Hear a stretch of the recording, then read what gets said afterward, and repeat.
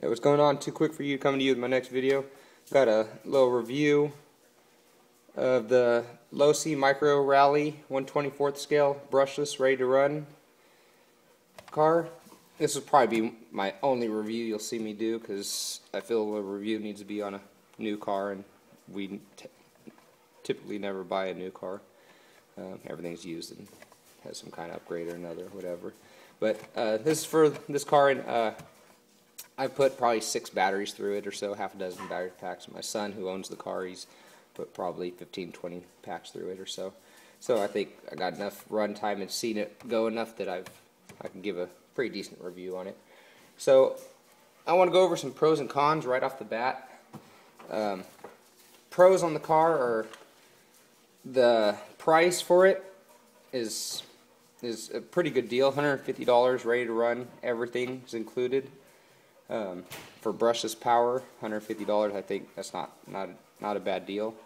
The other pro is, like I said, it is brushless, so the power you get from it it's crazy for the size of this thing. The power is crazy. Another thing is it's 4-wheel drive. It is full 4-wheel drive, which is pretty cool. Gets through decent sized stuff for the size of the car. You do got to imagine size of the car compared to the size of what you're driving over. You got to keep that in consideration.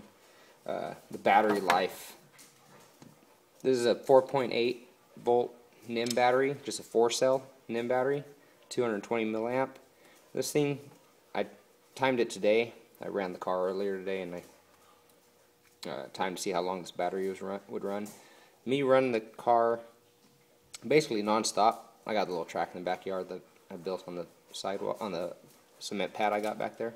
But me running the car non-stop, and I got 24 minutes of run time off a 220 milliamp NIM battery. I thought that was incredible. I thought that was really cool. First time I seen the car running, I charged the battery up and had the boy running it, and I was sitting there waiting to see when this battery was going to run out. It lasted way longer than I thought. I thought it'd be the typical 8 to 12 minute run time. Nope. It ran 20-25 minutes, but like I said, today 24 minutes is what it runs, or what it ran today. Chargers included. It is just a wall charger, but it only takes an hour to charge the battery. So I thought that was cool. An hour to charge the battery, 24 minutes of run time. Definitely a pro there. And then the number of upgrades that are available on the car. That's definitely a plus. You can get everything from A-arms to drag links to a carbon fiber chassis, and from there on, bodies and all kinds of stuff. But and then the price for the upgrades is another good deal. Example, a pair of A-arms for the car is $8. New body, clear body, I believe they're $9. Set of 4 wheels, I want to say $12. But yeah, so good deals, good prices for what you're getting. In my opinion. Another pro I have is the handling on the car is I think incredible, because you could be going pretty fast, hit the steering wheel on the remote, make the car turn, and it just zoop turns.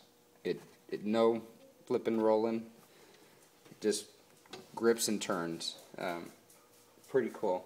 Cons I've came across and I've seen is the drivability.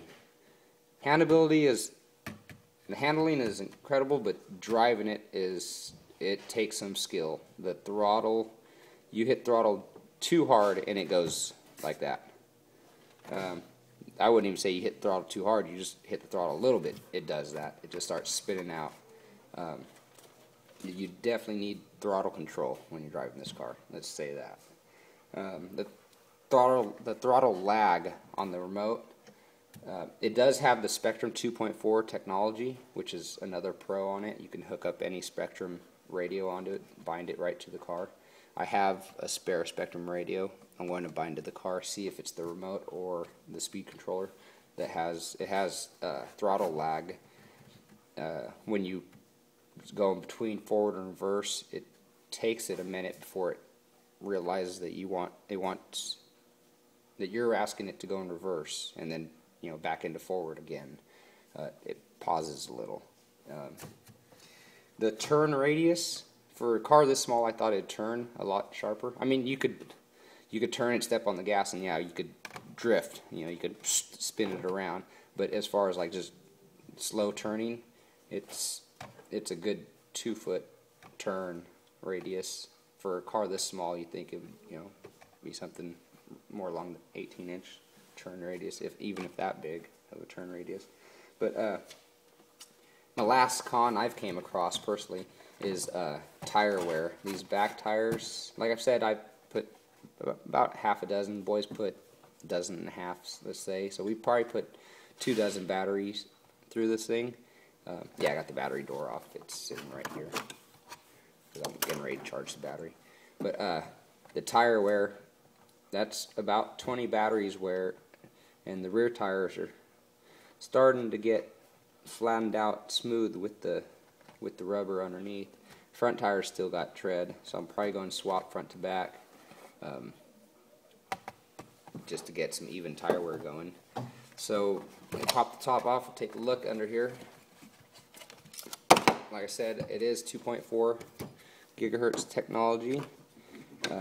It's a receiver and speed controller in one, which is a pro because it's real compact, so that's perfect for the size. But it's a con because if the speed controller goes out, you're purchasing the combo, which I wouldn't say it's pricey, because again, like going back to the price on repairing these is pretty inexpensive, but it's more than if you were replacing just the receiver or just a speed controller, if one or the other went out, instead of having to purchase the combo deal thing. But yeah, it's real nice. Let me move this out of the way. You'll see what kind of ground clearance you get. A little over ½ inch ground clearance. Shocks on this thing are pretty cool. Has 4 independent, I believe they're oil-filled shocks. It sounds like they're oiled. They're threaded. They are plastic bodied, but they are threaded. They do make aluminum bodied, different shock spring rates. So, like I said, all kinds of upgrades for this little thing. But you can see it handles great. The drive lines are full metal dog bones, metal yokes coming out of the differentials, and metal stub axles going into the wheels. They are threaded nuts on there. What else can I say about it? 2.4 gigahertz, no radio interference there. That's about it for the review. I'd give it a thumbs up. For a beginner RCer, I would suggest the brushed version. The brushless, once again, it's crazy power. I'm talking quarter throttle, and you're spinning out if you're hitting quarter throttle too hard. You could work your way up to quarter throttle, work your way up to half throttle, work your way up to 3/4, work your way up to full throttle, but very, very lightly. You hit the throttle a little too hard, and it literally spins out. I don't know if it's the tires, if the cement pad is too dusty. I'm running on a cement brushed finish pad, so I thought that would get pretty good grip, but yeah, this thing spins like crazy. I'll try to get a running video of it on the track. It's a cool little track. It's 13 foot by 21 foot.